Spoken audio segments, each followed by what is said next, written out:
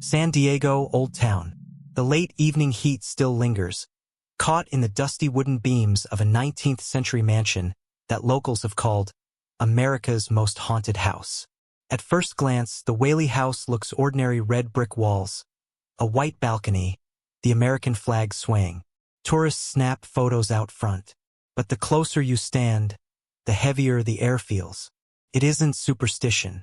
It's the accumulation of over 170 years of tragedy, locked inside wood and stone. Built in 1857 by Thomas Whaley, the house was a symbol of ambition. But from its earliest days, it carried the weight of violence. The land itself was the site of a public execution. Locals say the soil never forgot the sound of the rope tightening around a man's throat. Soon after, death began to follow the Whaley family. Thomas lost a son to scarlet fever. Another family member died by suicide. The house, designed to be a place of success and prosperity, instead became a container for grief. Step through the front door today and the floorboards complain under your weight, not just with creaks but with the dry rasp of wood that has absorbed decades of footsteps. The parlor smells faintly of dust and candle wax, though no candles are ever lit. In one of the upstairs bedrooms, the wallpaper curls at the corners. Guides mention it's original, but visitors report feeling watched if they linger too long there. In the dining room, the air has a faint metallic sharpness, like rust. Tourists describe headaches that come on suddenly, disappearing as soon as they step back into the courtyard. A park ranger once refused to lock the house alone at night after hearing boots crossing the hall upstairs, though the building was empty. Families on evening tours recall their children pointing to a man in a dark suit by the staircase even though the staircase was roped off. Audio recorders left on overnight have picked up faint piano notes, though the Whaley's piano hasn't been tuned in decades. One guide recalls smelling cigar smoke in the study, even though smoking has been banned inside the museum for years. Every noise, every smell has a possible explanation. The old beams shift as the desert cools. Dust and mold trigger nausea and headaches. Traffic from San Diego Avenue might carry sounds that echo strangely inside brick walls. But the consistency of reports, the same smells, the same footsteps, the same descriptions of a suited man makes the rational explanations feel incomplete. The Whaley House is not a ruin. It is maintained, polished, even welcoming to visitors who pay for tours. Yet beneath the paint and glass, the house breathes with history. Every creak of the stairs, every whisper of fabric in the hallways reminds us that some buildings don't just preserve history. They replay it, again and again. And if you stay long enough, you begin to wonder, are you observing the past, or is the past observing you? The evening tours end by 10. By that hour, the house grows quiet in a way the streets outside never do. Old Town San Diego hums with the sounds of restaurants closing, chairs scraping across tile floors, the chatter of waiters counting tips. But once you pass through the gate of the Whaley House and the iron latch closes behind you, those noises seem to fall away, as if the walls themselves press against your ears. The front parlor, with its faded velvet drapes and polished walnut furniture, is arranged exactly as it would have been in the 1860s. A table is set with a china teacup and a porcelain dish that no one touches. The air smells faintly of furniture polish and dry wood. A thin layer of dust always collects along the edges of the carpet, no matter how often the staff clean. Guides say it's the house breathing. The grandfather clock in the corner is permanently stopped. It's not wound, yet visitors insist they've heard its ticking, steady and low, when standing alone in that room. Climbing the narrow wooden staircase, you notice how steep it is, the kind of stairs built in a time when safety standards were not considered. The railing is smooth from thousands of hands, but sticky in places from the varnish breaking down with heat and age. On summer nights, the air grows stifling on the second floor, heavy with the smell of old paper and fabric. At the top of the stairs is a hallway that seems longer than it should be. Doors lead to bedrooms, each one staged with antique beds and framed photographs. One photograph of the Whaley children is placed at an angle on a dresser. Visitors often notice it without being told. They say the children's eyes don't look at the camera, but at something just outside the frame. When the house is quiet, Staff have reported hearing faint rustling in these rooms, not the sharp sound of footsteps, but the softer impression of fabric brushing against fabric, as if someone were turning in bed or adjusting skirts. One of the most unsettling spaces in the Whaley House is not a bedroom, but the small courtroom set up on the first floor. Thomas Whaley once allowed part of his home to serve as a county courthouse. Today, the room is furnished with wooden benches, a judge's chair, and a heavy desk scarred with scratches. The air in this room feels different. Visitors often describe it as dense, as if they've stepped into a place where too many arguments were shouted, too many verdicts passed. Tourists sometimes complain of sudden chills here, even on hot days. The courtroom has no air conditioning.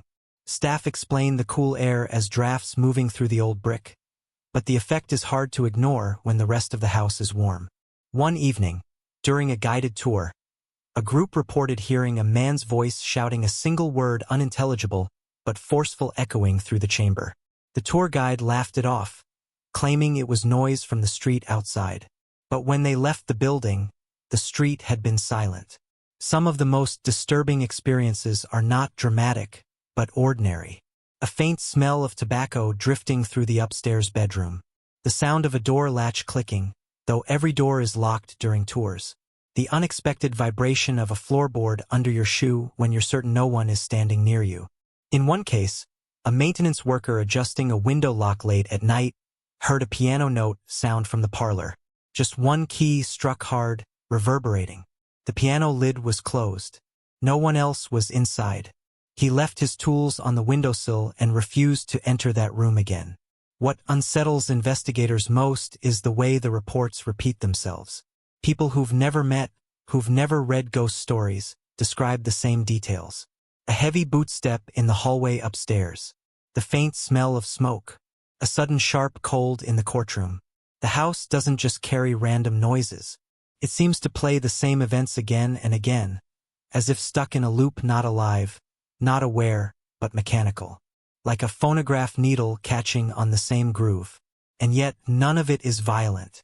No one has ever been attacked or harmed inside the Whaley House. What happens here is quieter, subtler. A pressure in the air. A whisper at the edge of hearing. Something just enough to remind you that the house was built on sorrow, and sorrow is what it holds on to. In the past 2 decades, the Whaley House has drawn not only tourists but researchers, local historians, paranormal hobbyists, and even skeptical scientists who came to debunk the stories. They bring with them recording equipment, thermal cameras, and motion sensors. What's striking is not the dramatic evidence, but the small, repetitive anomalies that resist explanation. One set of recordings from a San Diego state group in the late 1990s captures the empty parlor at night. The tape is uneventful for hours. The hum of nearby traffic, the groan of the house settling. But at precisely 2:13 a.m., there is a faint sound, a cough. Dry, shallow, like an old man clearing his throat. Investigators checked the building. All doors locked, no one inside. Another tape, recorded years later by a local news crew filming a Halloween feature, picked up a series of clicks, evenly spaced, echoing through the courtroom. The sound resembles the turning of a key in a lock. The problem is, every door had already been secured by the caretaker before the crew entered. Thermal cameras in the upstairs hallway sometimes capture patches of cold air, irregular shapes that hover in door frames and dissipate in seconds. The house has no central air, no vents in those locations. HVAC experts argue it could be air currents trapped in old brick, but the shapes are strangely human-sized. In one widely circulated clip, a shadow moves across the upstairs landing while the staircase remains empty. The video is grainy, indistinct, but unsettling because the figure's pace matches the rhythm of deliberate steps. Caretakers are cautious with what they admit publicly. But in interviews off the record, a pattern emerges. One staff member recalls locking the front door late one night, only to hear it unlatch seconds later. The bolt had slid back on its own. She relocked it, checked it twice, then left hurriedly, refusing to look over her shoulder. Another remembers arriving early in the morning and smelling cigar smoke thick in the study, though the air outside had been clear and no one had entered yet. The smell clung to the curtains and lingered until noon, then vanished without a trace. A third spoke of faint piano music, a slow, halting melody drifting from the parlor when the piano's lid was down and its strings unstruck. He described it not as loud, but thin, like music remembered from a dream. Tourists, too, leave comments in guest books and online forums.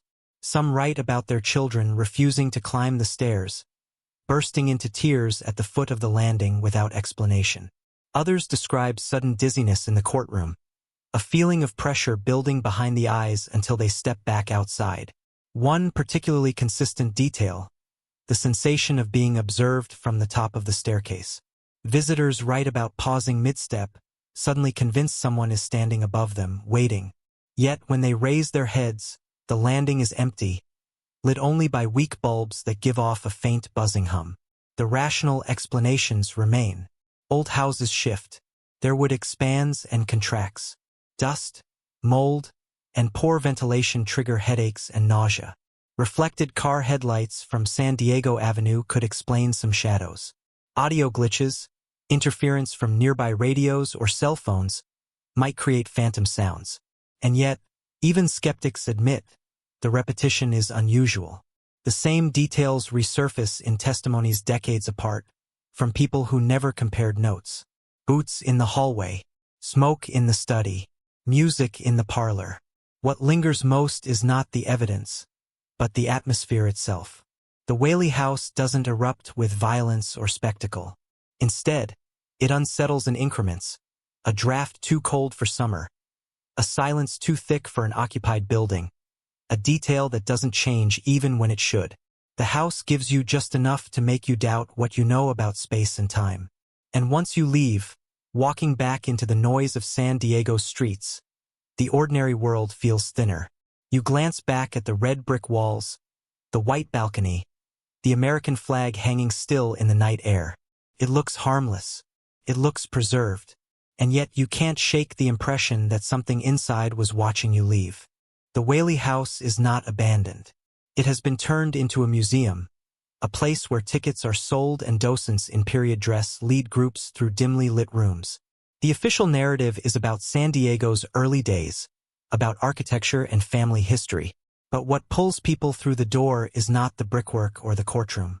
It's the whispers, the suggestion that the house is still inhabited in some way. Tourists line up in the courtyard, sometimes laughing, sometimes visibly nervous. Families with children, young couples with cameras, older locals who say they've always meant to see it. Guides explain the history with measured professionalism. When it was built, who lived here, what tragedies occurred. The tone is factual, never dramatic. But still, there are moments when the mood in the group changes. It often happens near the staircase. The guide gestures toward the polished railing, noting how many Whaley family members once climbed these steps. And at least one person in the group glances upward, frowning, as if they've seen a figure at the top. Sometimes they say it out loud. Sometimes they keep it to themselves. The shift in their face is enough. When groups enter the courtroom, the atmosphere thickens. Dozens of feet press into the old floorboards, but silence often falls without prompting. Children grow restless, asking to leave. The benches, hard and unpolished, force visitors to sit stiffly, and the heavy air seems to discourage conversation. On more than one occasion, guides report hearing a knock, a sharp rap against the judge's bench while addressing the crowd. They smile, explain it away as the wood contracting. But the visitors' expressions linger, half curiosity, half discomfort. It is never anything grand, never a chandelier falling or a door slamming in plain sight. The disturbances during tours are small, just enough to lodge themselves in memory. A man swears he felt his jacket tugged in the parlor when no one was near him. A group insists they heard footsteps on the stairs behind them, though the guide had locked the upper floor. Several people describe a faint humming, a woman's voice, tuneless but steady, drifting down the hallway. The guides do not address it. The power of the Whaley House lies in these moments. Individually, each could be dismissed as coincidence. Together, they form a pattern that repeats nightly, woven into the very schedule of the tours. The guides are trained to remain composed. They know the stories, they know the reports, but their role is to keep the evening orderly, educational. Still, off-script reactions slip through. A quick glance at an empty stairwell, a pause before entering a room, a forced laugh when a door latch clicks unexpectedly. Visitors notice these small breaks in professionalism. And in noticing, their unease grows. It is one thing to read about haunted houses. It is another to see a staff member's face tighten, if only for a second, in the middle of a rehearsed presentation. The museum relies on this atmosphere. The tours are not designed to frighten, there are no jump scares, no actors. Instead, the guides lean into the quiet authenticity of the building itself. They point out the original wallpaper, the imported brick, the places where children once played. They allow the silences to linger, let the visitors feel the house pressing in. The result is that each group leaves with something personal. A headache, a strange photograph, a memory of seeing a shadow where none should be. They take these fragments with them, adding to the house's reputation. What is most telling are the things guides do not say.